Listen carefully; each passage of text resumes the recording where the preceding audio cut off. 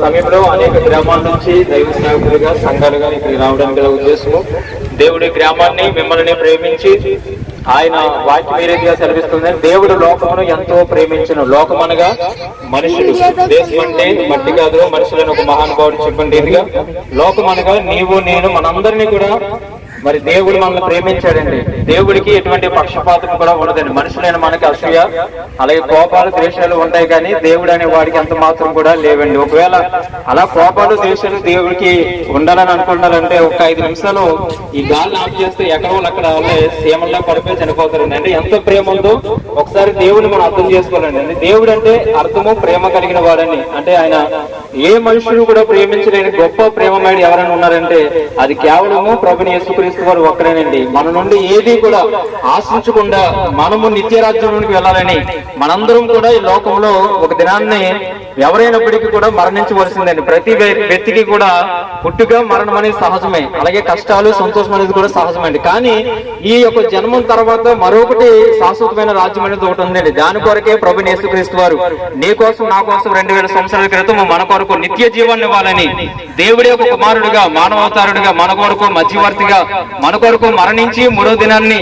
తిరిగి లేచి మరలా ఆయన పరలోకానికి ఆరోహణుడై మళ్ళా ఏ రీతిగా అయితే వెళ్ళాడు అదే రీతిగా ఆయన రావడానికి ఆయన సిద్ధంగా ఉన్నాడు. అయితే ఆయన సిద్ధంగా ఉన్నాడు కాబట్టి మనము ఏ రీతిగా ఉండాలంటే ఆయన నామాన్ని బాప్తిసం పొంది అక్రమం చేయవారు కాకుండా పాపం చేసేవారు కాకుండా సమస్తాన్ని కూడా విడిచిపెట్టి దేవుని కొరకు మనము మన జీవితాన్ని త్యాగం చేసి దేవునికి మనం అర్పించినట్లయితే, మన ఇష్టాలను చంపుకొని దేవుని కొరకు మనం జీవించినట్లయితే ఖచ్చితంగా ఆయన రాజ్యంలోని తీసుకుంటాడండి. కాబట్టి మనము యథార్థత నీతి పరిశుద్ధత కలిగి దేవుని కొరకు జీవించినప్పుడు దేవుడు ఆయన నిత్య రాజ్యంలో మనం జ్ఞాపకం చేసుకుంటాడు.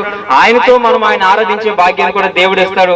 ఇటువంటి స్వార్థను మీరు ఆలకించి మరి దేవుణ్ణి ప్రార్థించి ఈ దినమే ప్రభు నన్ను మీరు క్షమించండి, నా పాపాలన్నీ కూడా క్షమించండి, ఇప్పుడే నీ నిత్య రాజ్యంలో నన్ను జ్ఞాపకం చేసుకుని నీ గ్రంథంలో నా పేరును లిఖింపు చేయండి అని మీరు ఒక్కసారి కన్నీరు గార్చి ప్రార్థన చేస్తే ఆయన తప్పకుండా మీ పక్షాన్ని ఉన్నవాడు, మీకు న్యాయాన్ని తీర్చేవాడు కాబట్టి, ఆయన రాజ్యాన్ని చేర్చుకునేవాడు కాబట్టి ఆయన ఎదుటికి రండి, ఆయన నమ్ముకోనండి, ఆయనకి ప్రార్థించండి.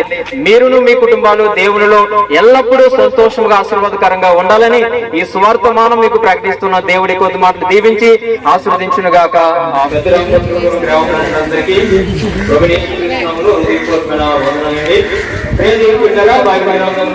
ఒక స్త్రీ కోసం మనం తెలుసుకున్నట్లయితే 12 సంవత్సరాల నుంచి ఒక భయంకరమైన వ్యాధితో బాధపడుతుందండి. ఎంత బాధ అంటే అది మాటలు చెప్పలేని మాట. నిజంగా ఒక స్త్రీకి ఆ రీతిగా కలవడం అనేది చాలా బాధాకరం. ఎటువంటిది అంటే రక్తము గెట్లు గడేసి శరీరం అంతా కూడా చాలా భయంకరంగా కారుతూ ఉందంటండి. ఏ వ్యక్తి కూడా స్త్రీని దగ్గరికి ఎవరు కూడా రానివ్వట్లేదంట.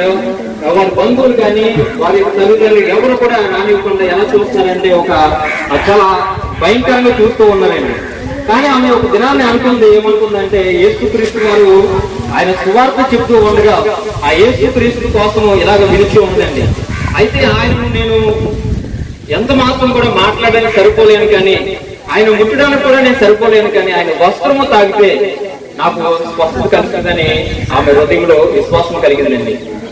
కలగగానే అయితే ఆమె అంతకు ముందు ఎంతో దానం ఇచ్చిందండి ఆ రోగం తెచ్చిందని. ఆ బైబిల్ గ్రంథంలో అయితే ఏమని మాట్లాడుతుందంటే అనేక తిప్పలు పడిందంటే. ఏం పడిందంట? అనేక తిప్పలు పడింది. అంటే మనుషులు అంటే ఈ లోపల ఉన్న వైద్యుల చేత ఆ కాలంలో మరి నాటు వైద్యులైనా ఎవరు ఏది చెప్పారో అనేక అన్ని కూడా చేశారు, కానీ ఆ రక్తం ఎంత మాత్రం కూడా కట్టలేదండి. అంత భయంకరమైన రక్తంతో ఉన్న ఆ స్త్రీని దేవుడి యొక్క వస్త్రం ముట్టగానే ఏమైందని స్త్రీ బాగుపడిందండి. దేవుడికి స్తోత్రం. అంటే యేసుక్రీస్తులో ఏముందంటే స్వస్థత ఉన్నది. ఆ స్వస్థత చాలా మంది అంటారు, మీ దేవుడు బాగు చేస్తే వచ్చేస్తామండి, మీ దేవుడు మాకు అన్ని చేస్తే వచ్చేస్తామండి.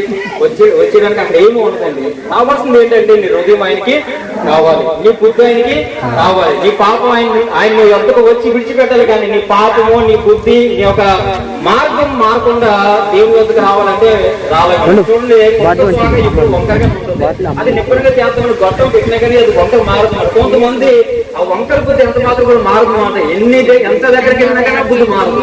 అలాంటి బుద్ధి మారినప్పుడు దేవునిలో కార్యం చేస్తారు. ఈ బుద్ధి మారకుండా మనం అందరి మీద ఆశపడుతూ అందరినీ తిడుతూ అనే లేదంటే కోడి మీద ముక్క మీద నక్క మీద అన్నింటిలో తిట్లు ఉంటే దేవుడు ఏం మేలు చేయండి. ఎందుకంటే దేవుడు పైరూపంతో హృదయాన్ని చూస్తాడు. అరే నేను చంపేస్తాను రా అని నువ్వు మనసులో అనుకుంటే దేవుడికి చేస్తాడు. నాకు తెలియకపోవచ్చు, రేపు ఇలా చెప్తున్నట్టుకోవచ్చు, కానీ దేవుడికి తెలుసు ఏం చెప్తున్నానో దేవుడికి తెలుసు. కాబట్టి మేము మనుషులను మెప్పు చేయడానికి గొప్ప చేయడానికి మీ నుండి నేను ఏది ఆశించడానికి మేము చెప్పట్లేదండి. దేవుడు మమ్మల్ని పోషించేవాడు చేర్చేవాడు ఆయన. కాబట్టి ఆయన ప్రకటించమన్నాడు కాబట్టి ఇది నేను ప్రకటిస్తున్నాం. ఆయన ఒక్కరే సజీవుడు అండి. ఏ మనుషుడు కూడా చెప్పండి, చాలా మంది సవాల్ ఇచ్చినట్టు మేము 3 దినం తెలియలేస్తాం, మమ్మల్ని కంప్లీట్ అండి మేము తర్వాత చేస్తాం లేవడం కాదు. అసలు మన కంటి కూడా కనపడలేదు, వాళ్ళు ఎక్కడ ఉన్నారో కనిపించలేదు, బూడిద అయిపోయారండి. కానీ దేవాది దేవుడు మరణించి 3వ దినాన్ని లేచాడు. కాబట్టి మీరు ఒక 2-3 లక్షల ఖర్చు పెట్టుకుని బెత్లెహేము వెళ్తే ఆయన సమాధి కూడా ఉంది, చూసిరండి. దేవుడికి స్తోత్రమయ్యలు. అంతా చరిత్ర అంతా రుజువులు ఉన్నాయి. ఆయన ఎక్కడ పుట్టాడో అక్కడ కూడా ఇప్పుడు చాలా గొప్ప మందిరం కట్టబడింది. ఆయన తిరిగిన యోర్దాను నది కానీ బాప్తిసం తీసుకుంటే కానీ ప్రతి ప్రాంతం కూడా ఉంది, ఎక్కడో లేదండి. మన ఆసియా ఖండంలోనే ఉంది. ఆయన ఎక్కడో ఆస్ట్రేలియాలోనో అమెరికాలో న్యూజిలాండ్ లో రష్యాలోనో బ్రిటన్లో పుట్టలేదండి.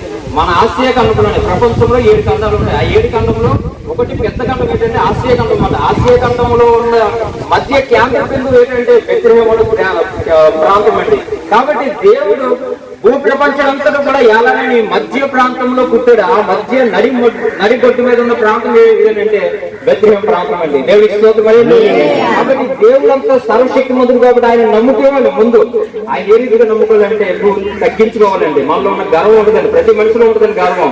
మనకు కాస్త ఏదైనా ధనం ఎక్కువ గర్వం ఉంటుంది, ఎవరి మాట లక్ష్యం ఎవడో అర్థం. కానీ అటువంటి గర్వం ఉండకూడదు. మనకి ఎంత ఉన్నా మనం ఏ స్థితిలో ఉన్నా కానీ తగ్గించుకుని మనం యథార్థత కలిగి నీతి కలిగి ఉంటే దేవుడు అది మెచ్చుకుని దినదినము కూడా ఆశీర్వదిస్తాడు, గొప్ప మేలుతో మరి తృప్తిపరుస్తాడు. అంతేకాదు నీతి మంత్రుల ప్రార్థన అంటే ఆయన వెంటనే జవాబు ఇస్తాడండి. అనేక పాపాలు చేసి ఉన్నామనుకోండి ఏమి జవాబు. ఒక స్త్రీ అంటండి దాహం కోసం ఒక బావి దగ్గరికి వచ్చిందండి. ఎందువల్లంటే కొంతమందిని ఆ బావి దగ్గరికి రానివ్వరు. అటువంటిప్పుడు యేసుక్రీస్తు ఆ మార్గాన్ని వస్తూ ఉండగా ఆ యేసుక్రీస్తు ఆ మార్గానికి వెళ్తున్నప్పుడు ఆ యేసుక్రీస్తు ఆమె అడిగారు, అమ్మ నాకు కొన్ని మంచి నీళ్ళు ఇస్తావా అన్నాడు. అయితే ప్రభువా మీరు యూదులు మేము సమరయులు, మేము ఇచ్చిన నీళ్ళు మీరు తాగుతారా అని జవాబు ఇస్తే, అమ్మ మీరిచ్చే నీళ్ళు అయితే మరలా దప్పుకుంటారు కానీ నేనిచ్చే నీళ్ళు అయితే మరలా మీరు దప్పుకోనరు అనుకుంది. అయ్యా మా పితరులు చెప్పారయ్యా మెస్సీ వస్తాడంట, ఇటువంటి మాటలు చెప్తాడంట, మీరు ఆయనైనా ఆయన అంటే ఆయన చెప్తున్నాడు. ఆయన చెప్పగలను చూడండి.